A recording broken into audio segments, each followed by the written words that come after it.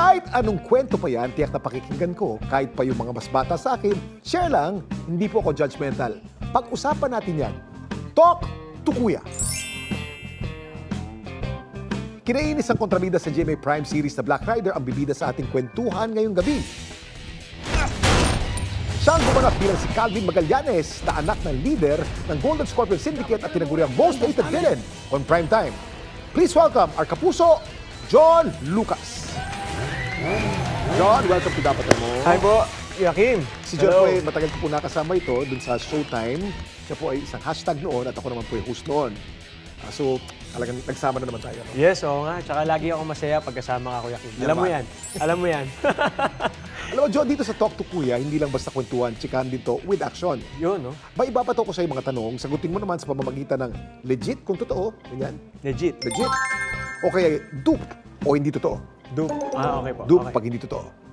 Saka natin busisiin ang mga sagot mo. Okay? Palag ka ba, John?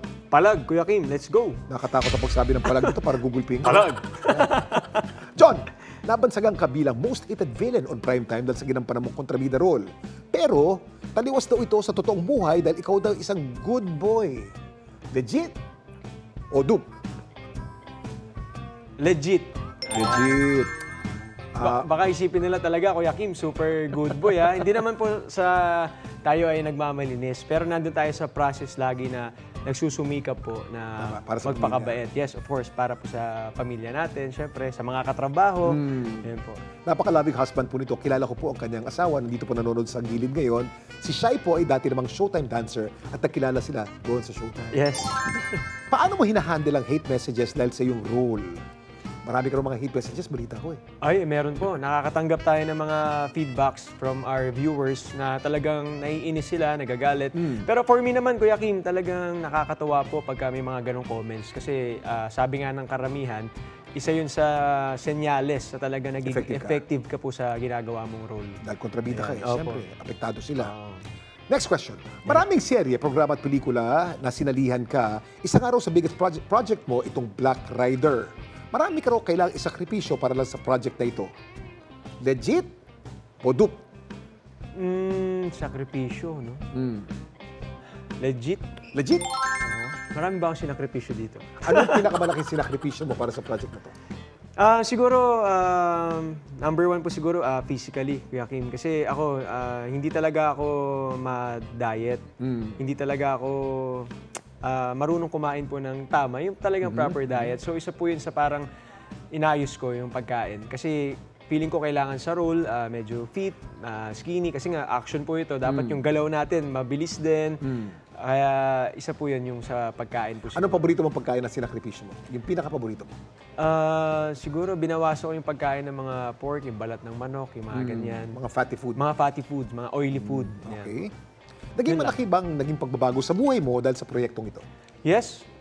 Masasabi ko po na talagang malaking pagbabago po. Kasi ngayon, marami na talagang mga kapuso na viewers natin na nakikilala po tayo sa pagganap na bilang kontrabida.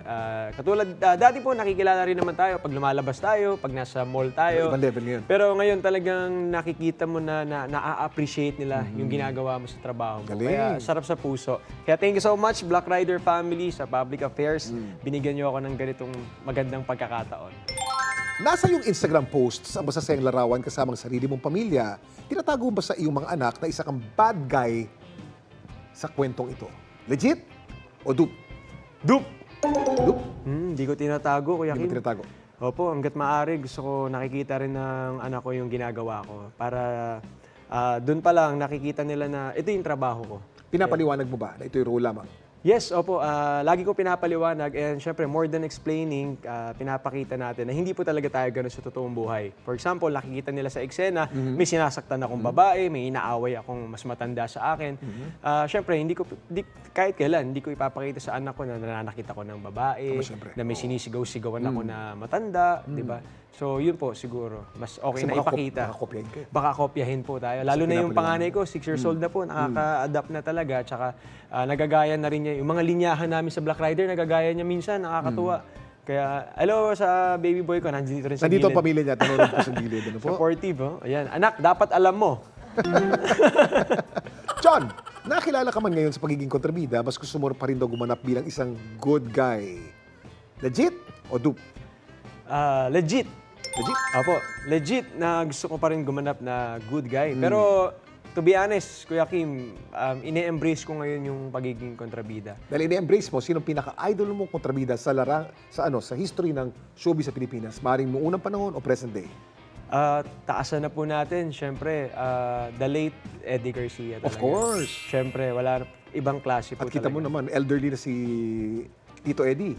May ganap pa rin. Opo, Diba? yun nga. Yun po talaga yung inspirasyon. Grabe talaga. Kung usapang pahabaan lang, talagang pagmamahal sa trabaho, yun po talaga.